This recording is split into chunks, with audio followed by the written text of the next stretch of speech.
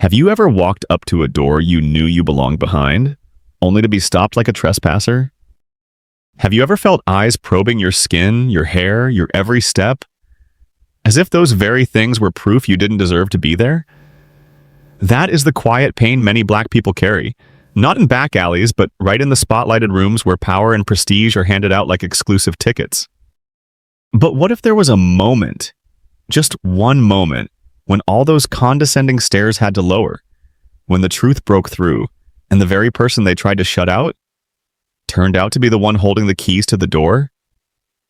That is the silent yet unshakable desire, not just to walk in, but to make the world recognize who truly owns the room.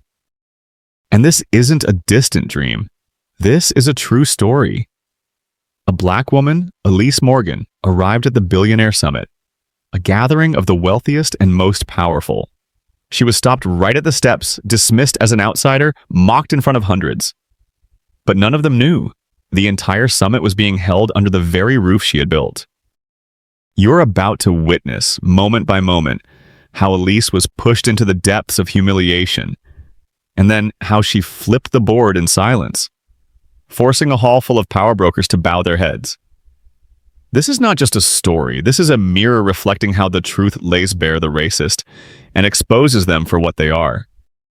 If you believe silence can be power, hit like, share, and subscribe to this channel.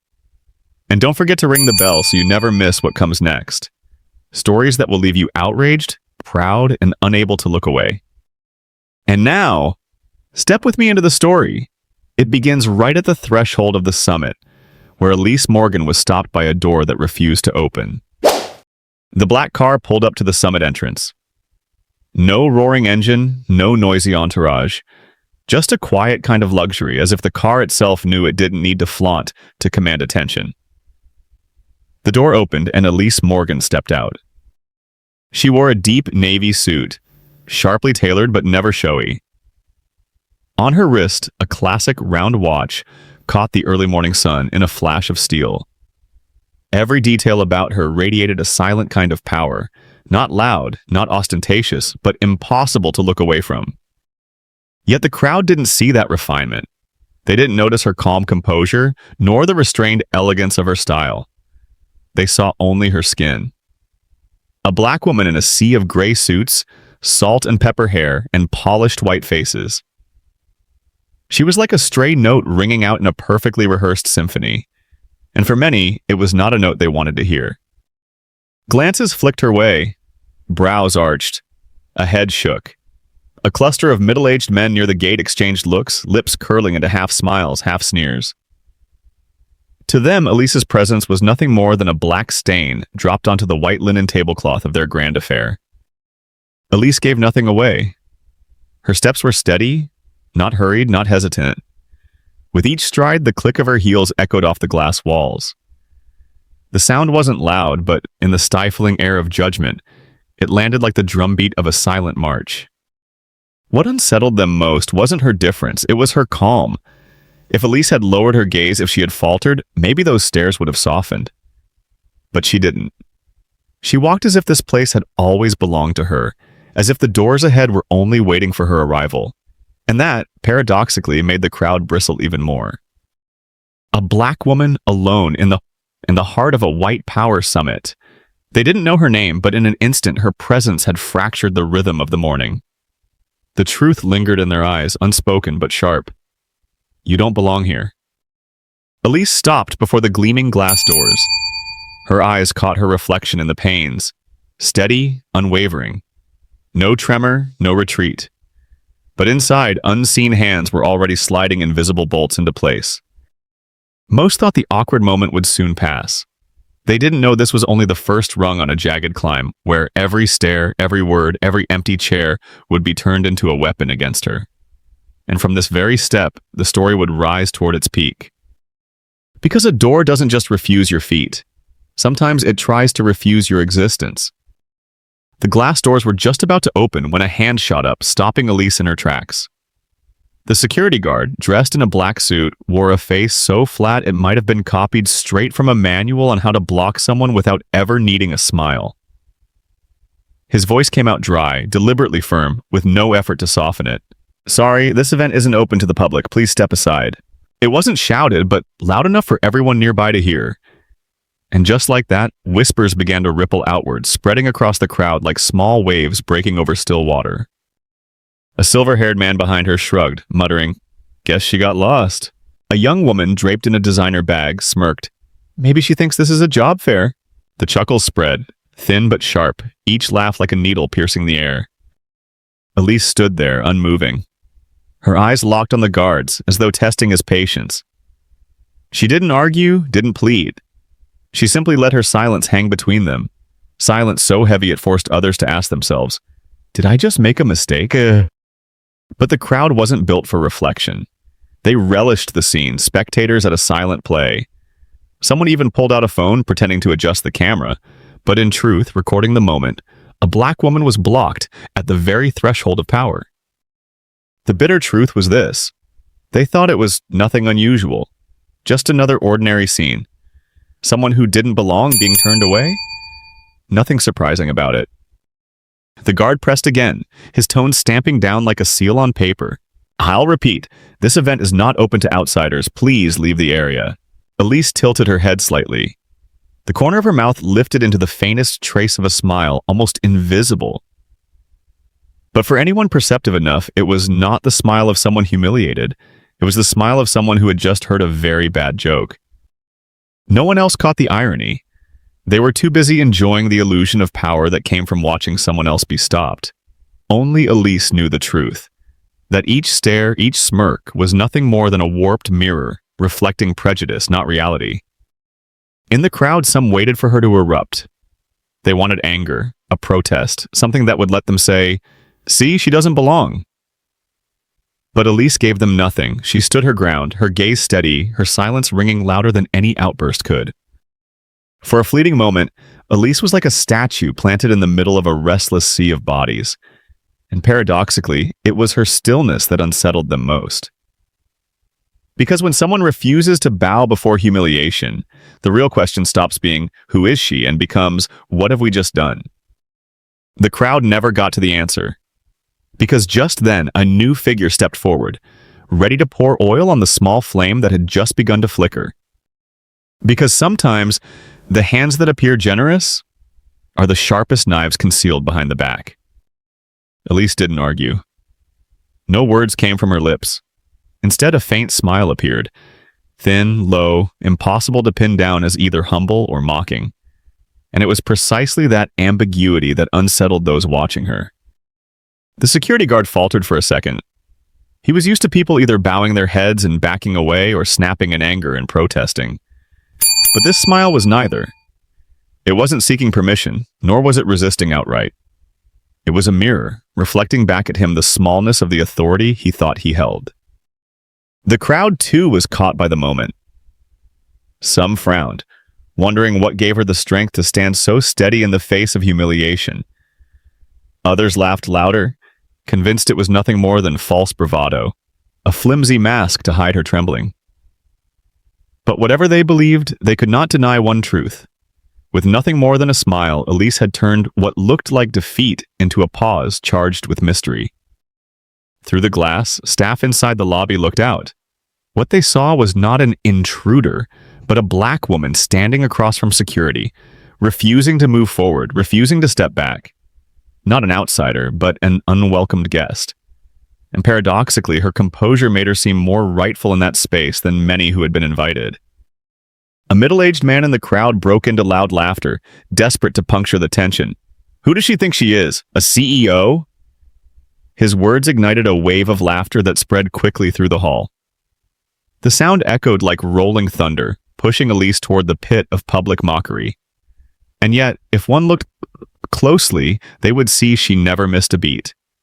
She stood firm, her eyes unwavering, as if their laughter were nothing more than wind against a closed window. That was the sharper blade, because nothing is more unbearable than when your joke doesn't land on its target. The louder they laughed, the calmer Elise became, until those laughing began to look like clowns in the very show they had staged. The guard cleared his throat, his hands stiff against his chest, trying to cover his unease. In that moment, he realized he wasn't just blocking a woman. He was blocking a truth that wanted to walk through those doors. But still, he didn't move. Habit and duty chained him in place, leaving him nothing more than a wall. Elise smiled again, even softer this time, nearly invisible. A silent smile, yet sharper and more far-reaching than any rebuttal. And then from within the crowd, a woman's voice rang out. Sweet, concerned, but salted with cruelty. Miss, I can bring you inside, but only as my assistant. Because sometimes, the hands that reach out aren't meant to lift you up, but to push you even lower. Amid the crowd's chuckles, another figure stepped forward, commanding attention. Charlotte, her blonde hair styled in soft waves, her pure white dress flowing as though the floor itself had rolled out to honor her entrance. Every movement was calculated, the polished social smile, the sweeping gaze across the crowd as if she were the star of this stage. Charlotte stopped right beside Elise, tilting her head with a performance of kindness. Miss, I can get you inside, but... She paused deliberately, adding theatrical flair to her smile. Only as my assistant. The offer dripped with honey, but its aftertaste was sharp as a blade hidden beneath sugar. The crowd went silent for a heartbeat, then burst into laughter. A delighted laughter, the kind reserved for a perfectly timed jab that knocks someone flat without effort. Elise turned to Charlotte. Her eyes were bright, steady, like someone studying a painting hung upside down, while its proud owner insisted it was art. The silence stretched, and Charlotte grew more confident in her role as savior. See, a young man whispered. That's the smartest way. Give her a place, but lower. Remind her of where she really belongs. Charlotte pressed on, her voice dripping sweetness, teetering on mockery. Don't misunderstand. I only want to help. The world can be difficult for those without the right advantages. If you come with me, at least you won't be stuck outside anymore. The words landed like a velvet-wrapped hammer. Soft on the outside, but heavy with insult. Charlotte wasn't treating Elise as an equal guest, but as a dependent, a tag-along. Elise tilted her head, her lips curving into a faint, unreadable smile. Then she spoke, slow and deliberate, each word precise. I've never been anyone's assistant, least of all a stranger's. That was all. No raised voice, no sharp tone. Yet the space froze solid. The laughter collapsed mid-breath, swallowed by silence. Charlotte's smile cracked into something brittle and forced. Elise hadn't needed to shout her rejection of charity. One simple line flipped the script. She wasn't a woman waiting to be saved. She was the one drawing the boundary, making it clear she would not lower herself to gain entry. Charlotte fluttered her lashes, trying to mask her unease, but no one in the crowd missed the crack in her armor. And in that instant, a question surfaced. One no one dared to say aloud. Who's this woman to refuse Charlotte so effortlessly before all these eyes? But the crowd had no time for answers because the next blow came fast, and this one was colder, sharper, and cut deeper. Sometimes no dagger or gun is needed. Just a missing name on a list is enough to make a person vanish. The moment Elise's reply rang out, the atmosphere stalled. I have never been anyone's assistant, least of all a stranger's. 7 short words, but they hit like a stone hurled into a pond of arrogance. The ripples spread instantly. The crowd's laughter choked in their throats. They had expected her to blush, to bow, to accept the favor. Instead, she returned a blade, clean and sharp, in a single sentence. Charlotte froze. Her professional smile still clung to her lips, but her eyes flickered with anger. She was used to playing the queen, the magnanimous benefactor. And now, in front of everyone, her grace had been hurled back without hesitation. A young man tried to break the silence with a weak laugh, but it only deepened the discomfort. Everyone could see what had happened. In the chess game, Charlotte thought she had won. Elise had quietly turned the board. Elise's gaze was clear. Not angry, not fearful. Clear like a morning lake, reflecting all the arrogance around her, but keeping none of its stain. That clarity was unbearable. Charlotte fumbled, her voice faltering. I only meant, sometimes you need a hand to open the door. You understand, don't you? Elise didn't answer. She smiled again, quiet, unshaken, letting Charlotte's words hang in the air, unanswered. To the onlookers, it was obvious. One of them was losing balance, and it wasn't Elise. Whispers rippled at the edges of the room. Who is she to turn down Charlotte like that? The murmurs spread like cracks through glass. With a single understated gesture, Elise had fractured Charlotte's untouchable facade. But as Elise stood steady, another form of rejection was already waiting. Colder, deadlier, because it carried no mockery, no raised voice. Just a line of text, a name erased. Elise didn't know it yet. She walked toward the reception desk, her eyes calm, untouchable, as though no one could stop her now. The receptionist looked up with a polite smile, then bent to check the list. His fingers slid down the page, pausing. The smile faded into a puzzled frown. "I'm sorry, but I don't see your name here." No shouting, no sneering, just 4 words, not on the list, enough to erase a person in full view of dozens of witnesses. Charlotte stood as if the stage curtains had been ripped from her hands. Her practiced, professional smile, meant to signal control, crumbled into awkwardness. In that moment, the audience saw her not as a benefactor, but as a performer stripped bare. Elise had dismantled her with nothing more than a sentence. Whispers sparked again. "That slap. Didn't even need a hand." The words spread quickly, stinging Charlotte's pride.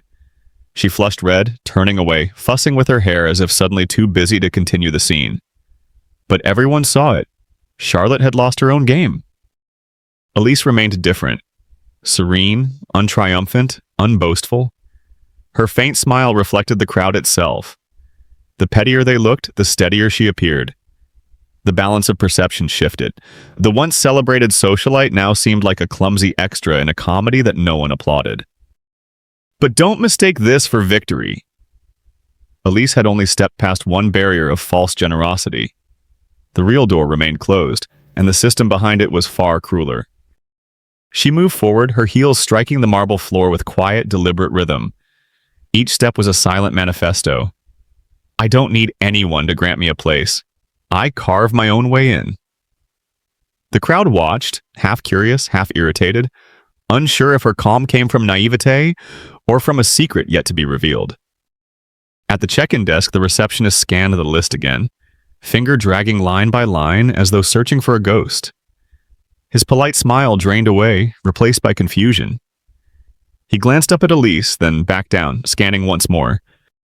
Finally, his voice came, light but cutting. "I'm sorry, but I don't see your name on this list." No ridicule, no drama, just those words. And they struck harder than any insult, turning Elise into a ghost before an entire crowd. Elise didn't flinch. Behind her, whispers swelled, laughter returning sharper than before, like knives freshly sharpened. Charlotte, though freshly humiliated, found solace in Elise's apparent defeat. A man muttered slyly, "The system knows who really belongs better than they do." Laughter followed, short and bitter, reviving the crowd. Elise stood still, eyes alight in a way few noticed, as if even this erasure was nothing more than another scene in a play she already knew by heart. Because some battles aren't fought with loud words, but with a single missing name that turns a person into a shadow. And that is where the real fight begins. The reception desk glowed under bright lights, draped with a crisp white cloth. Laptops open like electronic gates deciding who was allowed in and who would be kept at the margins. Elise stepped forward and placed her bag lightly on the counter. The receptionist, a young man in glasses, wore a practiced smile. He flipped through the list, eyes gliding down the column of names, then slowly shook his head. His voice was steady, polite to the point of being cold. "I'm sorry, your name isn't here." The short sentence landed like a steel door slamming shut. It didn't just deny Elise entry, it erased the record that she had ever belonged on the guest list at all. The crowd behind her stirred immediately. A few chuckles slipped out, confirming what many of them had believed from the start, that the black woman before them could not possibly be an official guest. A man in a gray suit muttered loudly enough for several to hear. "The system doesn't lie, it knows exactly who belongs here." Snickers rippled outward, spreading like a contagion. Elise remained upright, eyes fixed on the receptionist. She said nothing, letting the silence stretch. Her gaze was so steady that the young man behind the desk coughed nervously and pretended to recheck the screen. His fingers tapped across the keyboard, but the result remained unchanged. No name. No Elise Morgan. Charlotte stepped forward then, her voice soft but laced with satisfaction.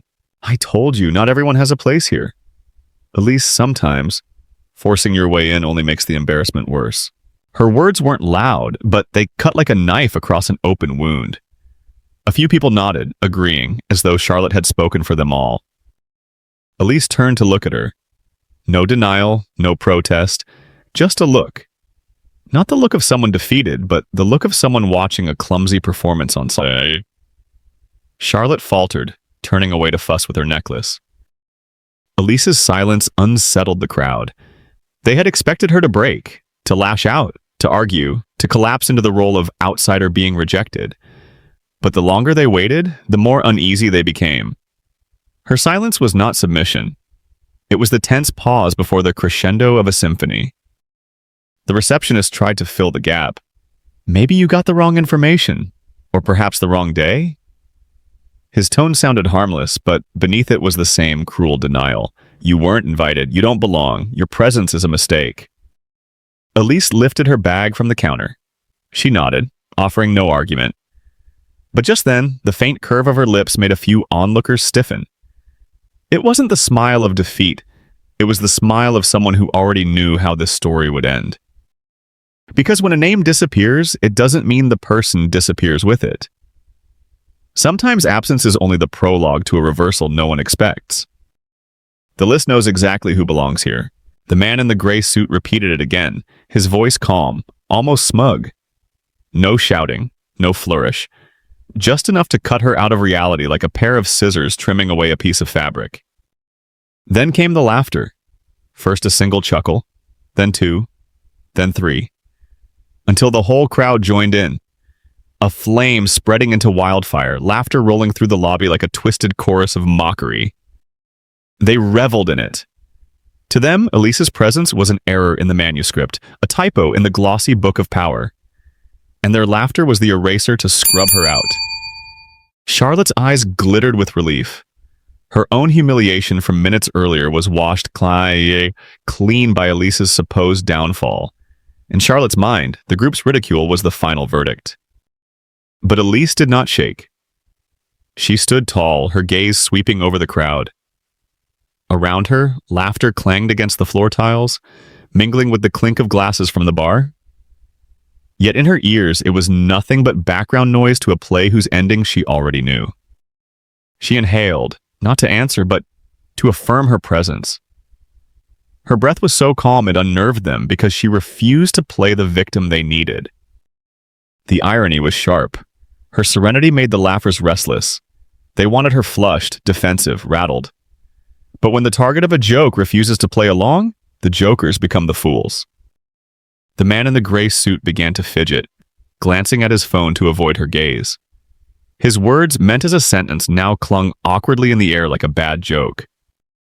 Elise spoke no rebuttal, but her eyes, bright and unflinching, swept across the faces around her. Some turned away. Others tried to stare back, only to falter when they saw no anger, just a mirror exposing their pettiness.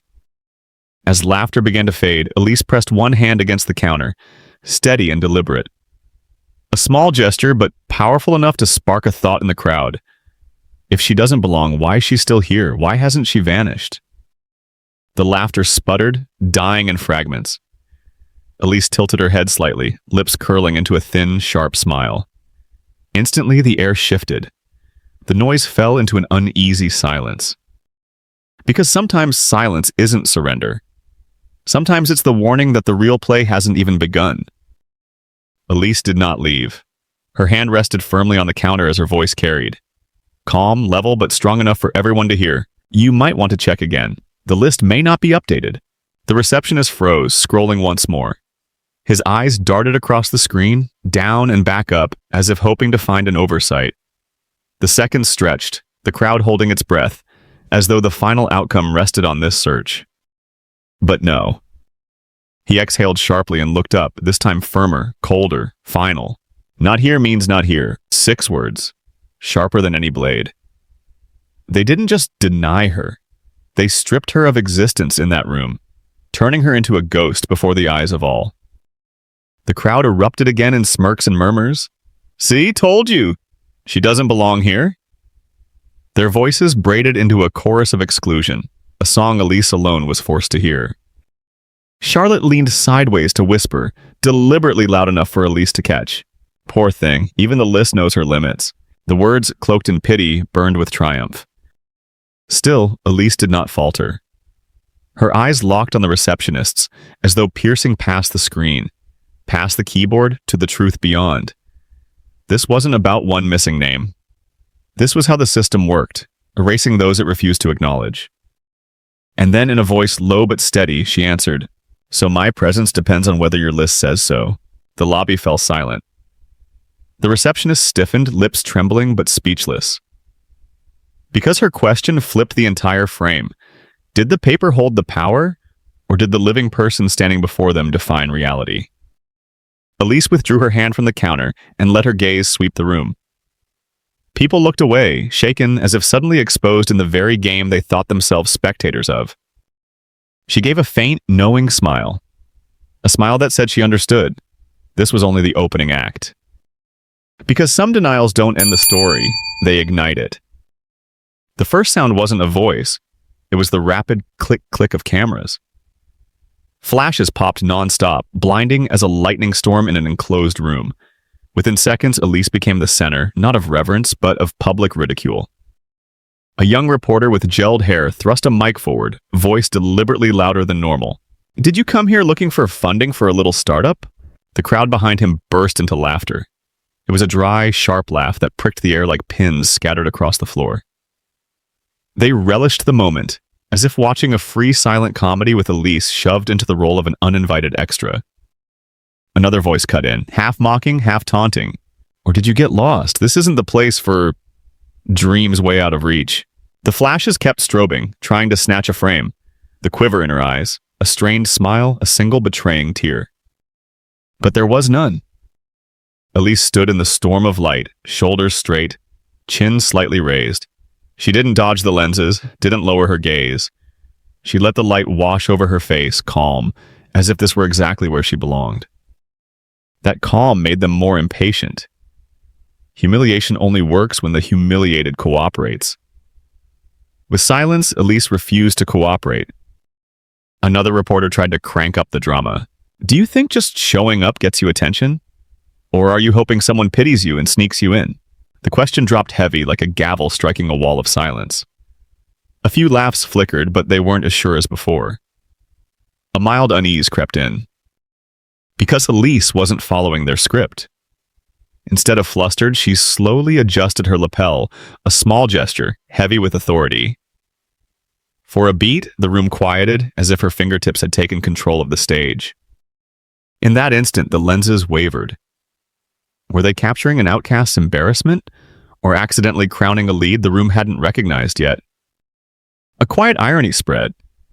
Elise didn't need to speak. Her silence turned their shame stage into a mirror exposing everybody else's spite. Because sometimes, flashbulbs don't wash a person out. They illuminate the truth everyone's trying to hide. Elise stood at the very center, flashes streaking like 100 bright arrows pointed at her. Every shudder was meant as a verdict. She doesn't belong. Laughter and whispers braided together into a warped chorus. An older man with a vivid red tie shook his head. Nowadays, everyone thinks they can stroll into the halls of power. A few approving nods answered him, an offbeat harmony to the mockery. Elise heard it all. Instead of bowing, she lifted her chin and let her eyes sweep the lobby as if she were touring a strange art exhibit. She saw it clearly. They weren't laughing out of joy, they were laughing to cover their own unease.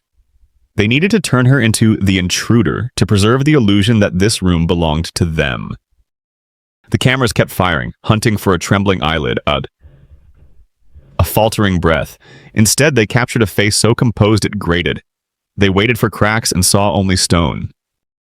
The laughter thinned. One photographer lowered his camera and whispered to a colleague, "Who is she really?" The question was quiet, but it echoed louder than the jeers.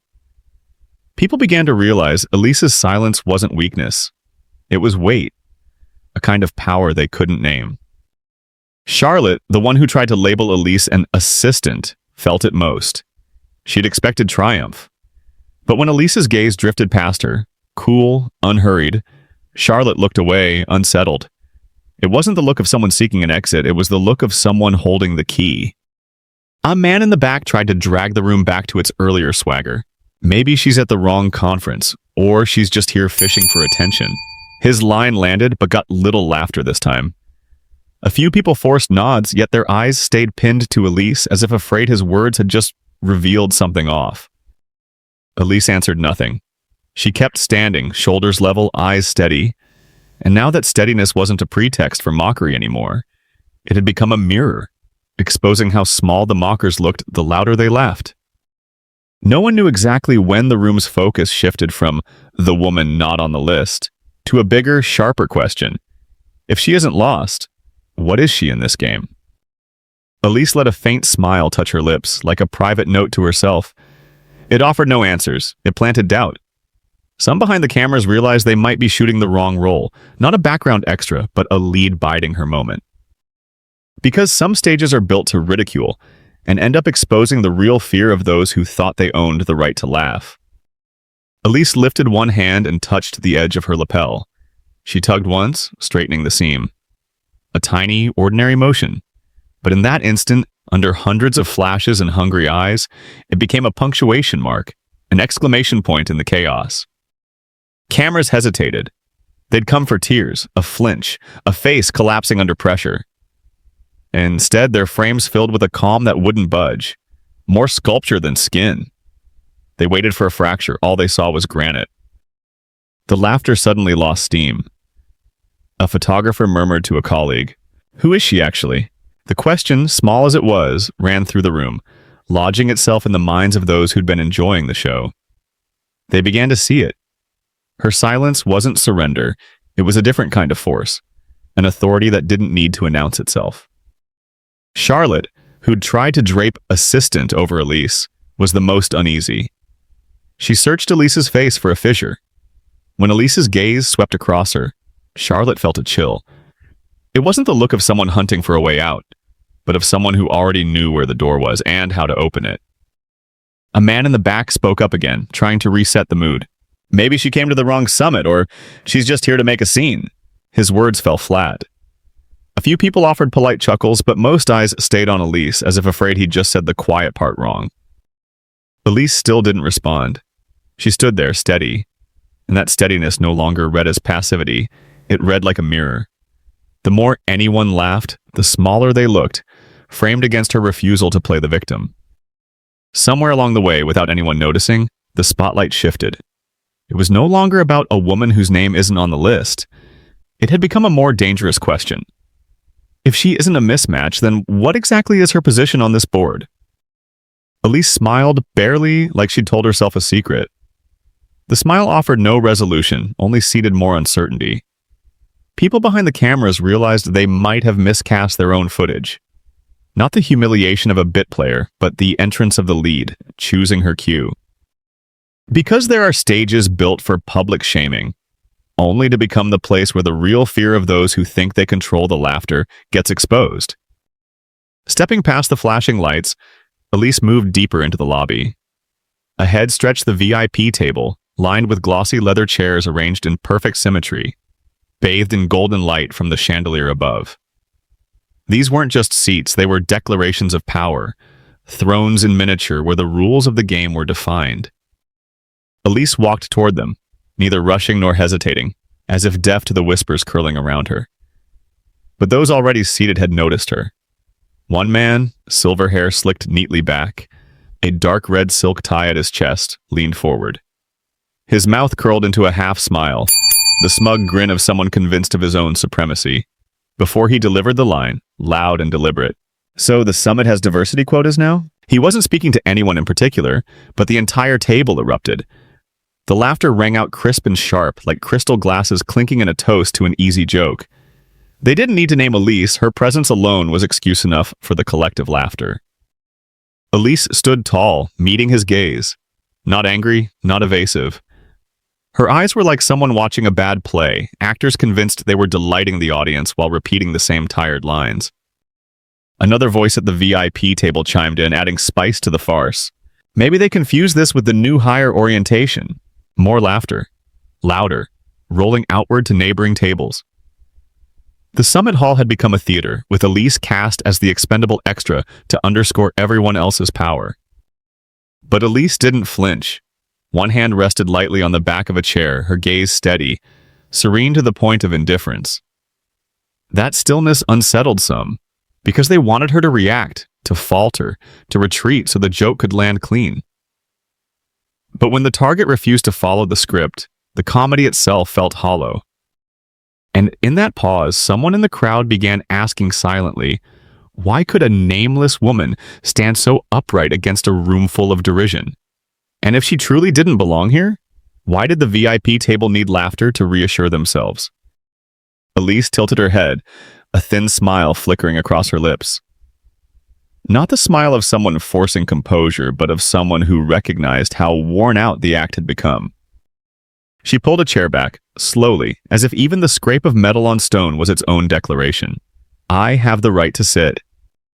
But before she could lower herself, another hand rushed in. A server bent down quickly, voice pitched low but clear enough for all nearby to hear. Sorry, this seat isn't for you. Because in rooms of power, sometimes even an empty chair becomes the sharpest weapon of exclusion. The scrape of the chair against marble rang out, shrill and dragging, marking a moment no one could ignore. Elise was about to sit at the VIP table. It wasn't just sitting, it was a silent proclamation, I am your equal.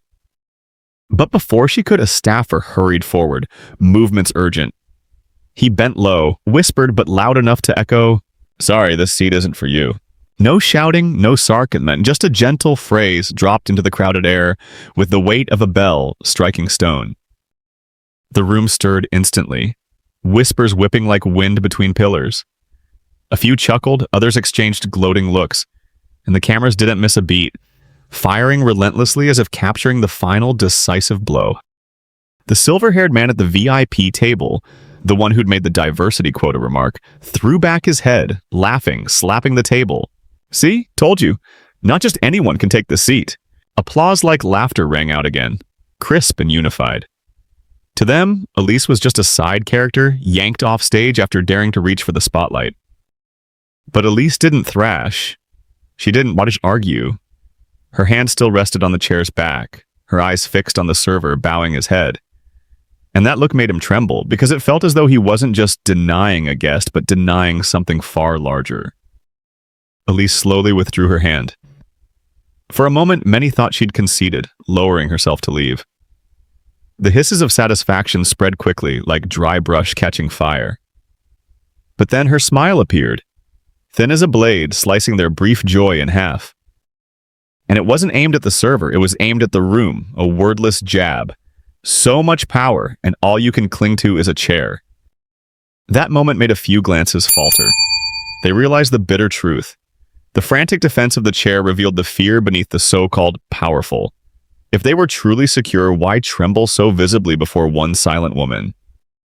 Elise straightened, adjusted her sleeve. She didn't need the chair to command the room. And the irony echoed in every witness's mind. The one who didn't need to sit was the only one who made the hall restless. Because some chairs don't exclude a person, they expose the fear of those who cling to them. The chair slid back, legs screeching across the stone, harsh, cutting. A brief moment that seemed endless. Everyone saw it. The chair Elise had chosen ripped away, erasing her presence with one crude gesture. No excuse could cover it. This was raw rejection, blatant and public, beneath chandeliers and dozens of clicking cameras. Elise, a black woman, barred from the power table not by debate, but by the brute possession of a seat. The hall filled with chuckles, murmurs, then silence waiting. They waited for her to break, to argue, to explode, so they could cement her as the one who couldn't accept her limits. But Elise did not. She stood there, hand resting lightly on the tabletop, her eyes sweeping the room. That gaze was sharp as a blade, forcing a few to look away. A heavy silence spread, not of defeat, but of an invisible threat. The silver-haired man coughed, awkwardly. A woman at another table pressed her lips tight, avoiding Elise's stare. And the photographers hesitated. Were they recording an exclusion or capturing a silent victory? Elise slowly lifted her hand from the table. A faint smile curved her lips, not joy, but a muted commentary. All this, just over a chair? The whispers dulled, no longer crisp. Because the truth hung in the air, it was the act of pulling away the chair that looked like the real farce, revealing the smallness of those who claimed power. But like every power game, the rare silence couldn't last. Through the crowd, a familiar figure emerged. Charlotte, with her soft smile carefully reset, with her sweet concern laced in sarcasm, stepped forward to speak. Because sometimes, after the chair is pulled away, the most dangerous figure isn't the one across the table, but the one reaching out from behind. Charlotte reappeared, her high heels striking the marble floor like the opening beat of a new scene. This time her smile wasn't the blatant pride it had been before. It wore the mask of kindness. She tilted her head, her voice soft, as though offering a piece of heartfelt advice. Sometimes forcing yourself into places you don't belong only makes the humiliation worse. Sweet on the surface, but every word carried a sharp blade, cutting into the silence Elise had just created.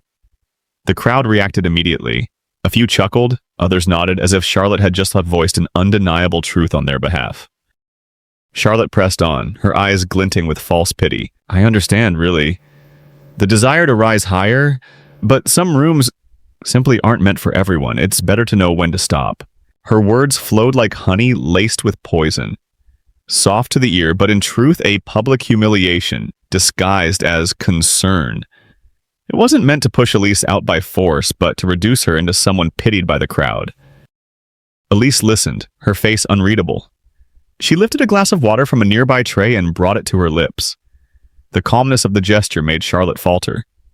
Because a blade, if it strikes only air, leaves no wound. The crowd watched like theatergoers awaiting a heated exchange.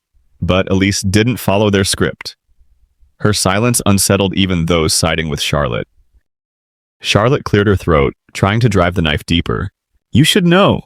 Even the chair already spoke for itself. Limits exist to maintain order. Crossing them only makes the fall more embarrassing. A hush fell. Elise set her glass back on the tray, her gaze lifting toward Charlotte. Clear, steady, without anger, without pleading. It exposed the truth. Charlotte wasn't offering advice.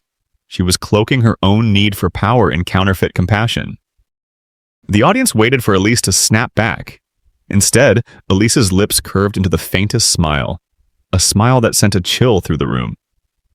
For in it lay the silent message, I've seen this game before. Aim. Because sometimes the knives that stab from behind don't draw blood, but they do reveal the pettiness of the hand that wields them. Charlotte's words fell sweet but bitter, like salt scattered onto an open wound. A few laughed, some nodded, treating it as wisdom. The room became a grotesque banquet where false pity was served as the appetizer to devour someone's pride. Elise didn't respond. No excuses, no denials, not even a forced smile. Instead, she lifted her glass again. The faint clink of crystal was like a fragile note cutting through the noise. She sipped slowly, her eyes distant, as though everything around her wasn't worth a single word. In that moment, the laughter faltered, cut in half. For when the subject of ridicule refuses to play the part, it's the instigator who looks foolish. Elise's sip was like a weary spectator humoring a dull play. Charlotte froze. She'd expected Elise to flush, to bite back, or at least to return a sharp remark. But no, just a sip of water. A calmness so absolute it made Charlotte's words meaningless. One reporter lowered his camera and muttered to a colleague, "She doesn't care. It's like we're the ones being exposed." The others grew uneasy. The laughter lost its rhythm, dwindling to scattered, weak giggles, like a fire sputtering to its end. Elise set the glass down again. No rush, no force. Just a quiet sound, like the period ending a sentence. Her eyes narrowed slightly, not on Charlotte but past her, scanning the room, as if looking toward a horizon beyond these petty games. Charlotte pressed her lips together, irritated that her attack had been dissolved by nothing more than indifference.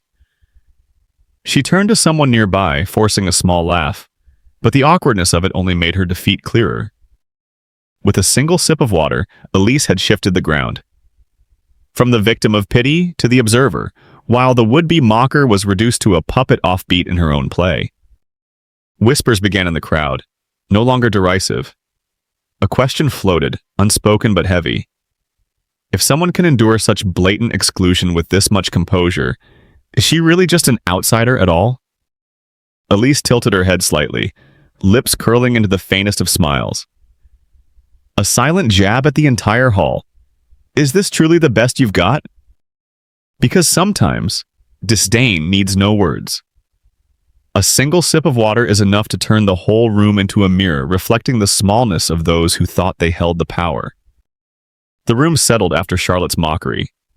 For many, Elise's sip and quiet gesture felt like the end. They nodded, assuming she had finally bowed her head. A few reporters lowered their cameras, preparing to capture the image of a woman retreating in silence. But then, something no one expected happened. At the corner of Elise's lips, a smile flickered. Thin, fleeting, almost invisible, but enough to tilt the atmosphere on its axis. It wasn't the smile of defeat, nor of resignation. It was the smile of someone who realized the game had many moves left, and she held the winning piece. The crowd fell silent. They knew that smile carried no tremor. It was a warning, sharp as a blade flashing in the dark. The real battle is only beginning. Charlotte felt it first. She swallowed hard, struggling to steady her composure, but doubt flickered in her eyes. What does she know that we don't? Elise didn't hurry. She stood tall, her eyes clear, as though the laughter and jeers had been nothing more than flimsy scenery for the real act about to unfold. Whispers spread, different now. Who is she? The question echoed, repeated like the room had just woken from a dream. Those who had mocked her felt unsettled, realizing Elise's presence hadn't been shaken at all. The cameras flickered again, but this time not to capture humiliation. They searched for the truth behind her unreadable smile. Some reporters began to sense they were standing at the edge of a far larger story. Elise stepped forward, slow but steady. Each click of her heels rang like a drumbeat, signaling a shift in the game. Every step pulled the room tighter, forcing every gaze to follow. Charlotte tried to rally, forcing a smile and whispering to someone nearby, "She's just pretending. Don't let it fool you." But even she didn't fully believe her own words. Elise stopped at the center of the hall beneath the chandelier's full glare. The smile lingered at her lips, not fading. It was a declaration without speech. Because some games don't truly begin when someone enters the room. They begin when the one who is scorned laughs in silence. The sound of heels striking the wooden floor echoed like the opening beat of a drum roll. The conference MC stepped onto the stage, his black suit pressed sharp, the microphone in his hand gleaming beneath the chandelier's glow. And suddenly, all the laughter, the whispers, the murmurs in the hall fell silent. No more mocking whispers. No more smirking smiles. The room sank into a tense quiet, like the stillness before a storm breaks. Elise stood in the very center of the hall, the spotlight falling across her shoulders. The crowd still surrounded her, many eyes carrying traces of glee, but now tinged with unease. They didn't know why their hearts raced when the MC appeared.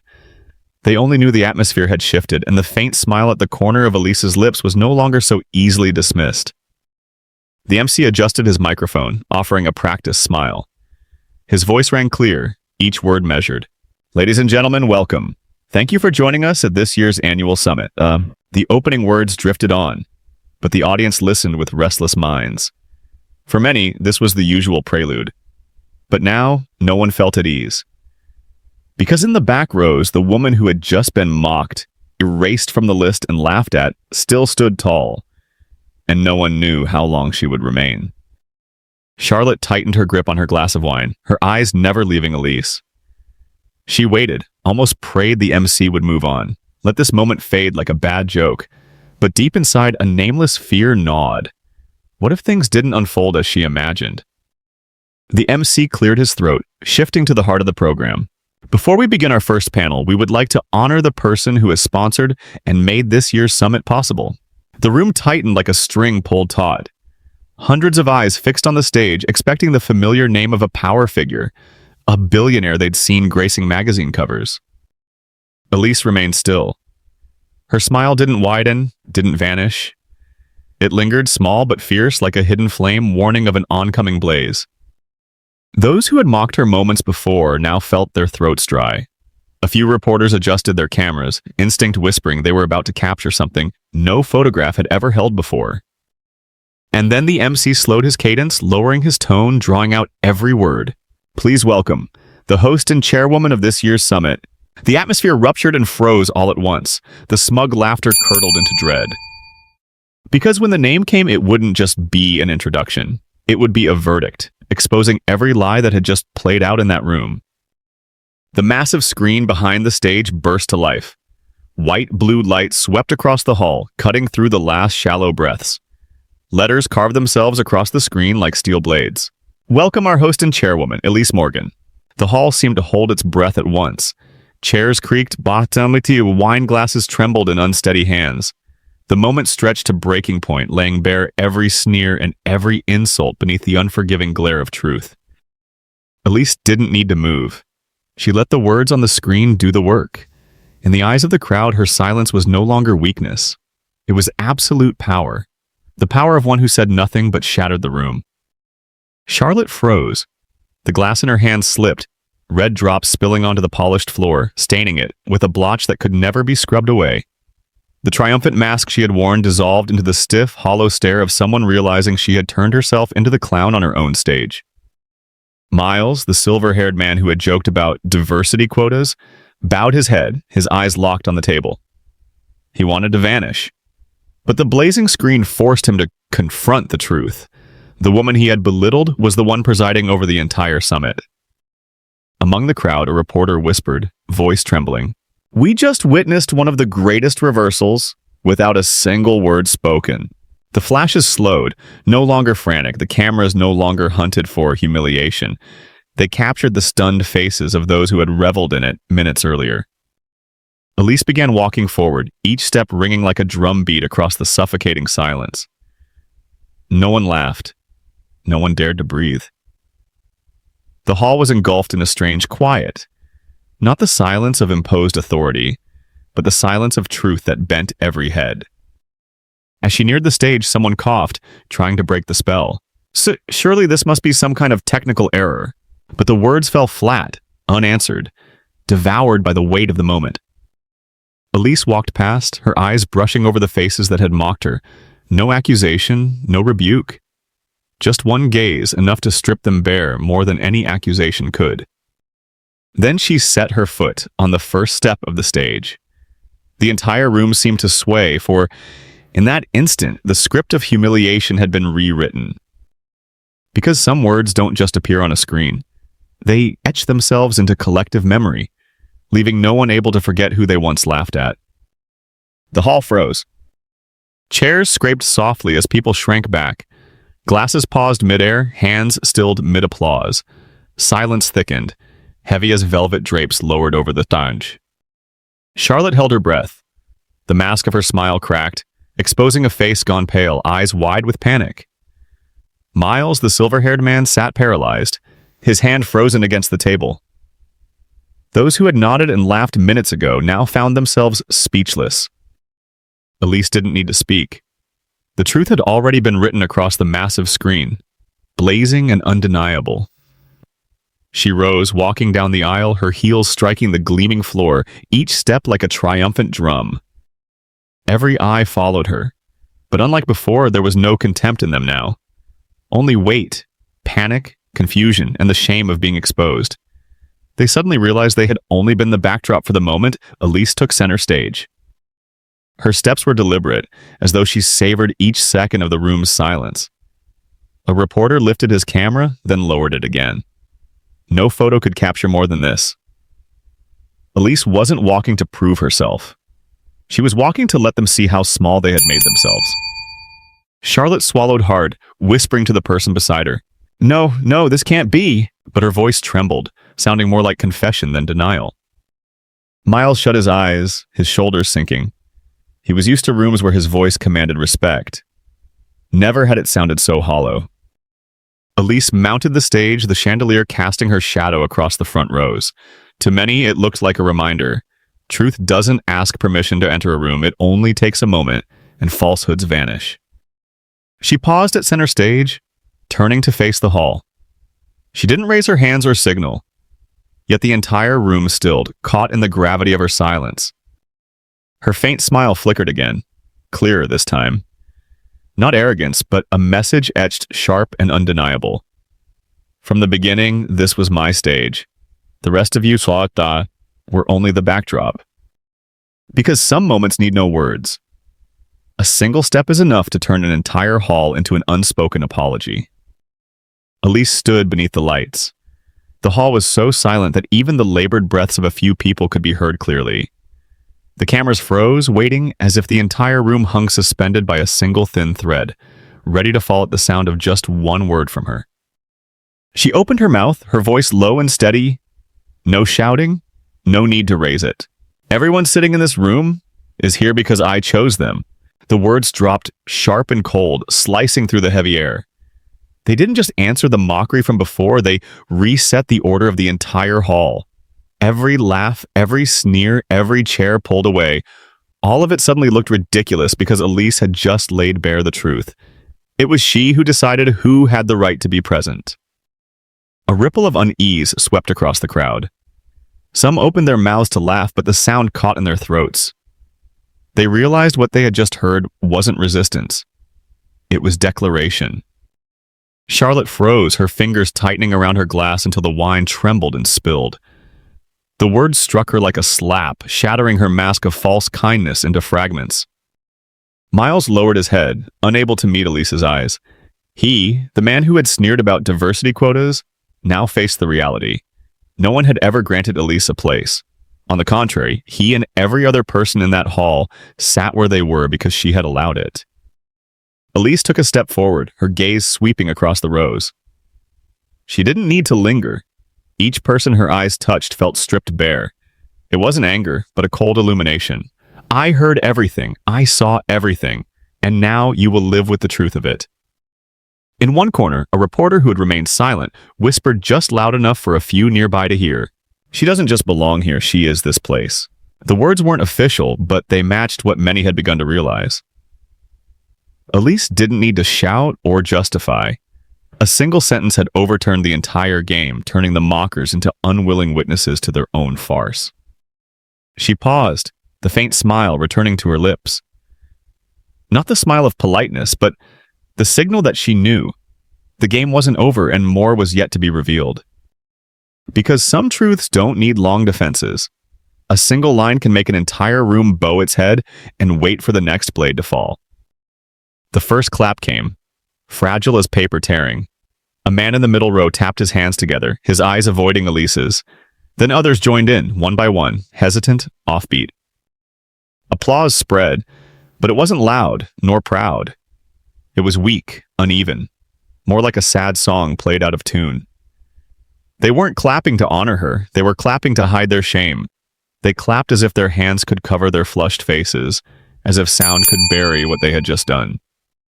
Charlotte clapped slowly, forced.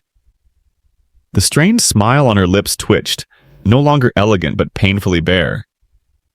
Miles remained still, then finally lifted his hands, offering a few faint claps, the sound thin, like pride collapsing inside his chest. Elise stood unmoved. She didn't return the smile, didn't soothe them. She let the applause ring, exposing their dishonesty louder than any accusation. The awkward rhythm of their hands was their strongest confession. They had all been wrong, and all had been unmasked. At the back, a young reporter glanced around, suddenly aware. His camera lens shifted from Elise to the audience, realizing the real picture wasn't Elise on stage, but the uneasy faces below.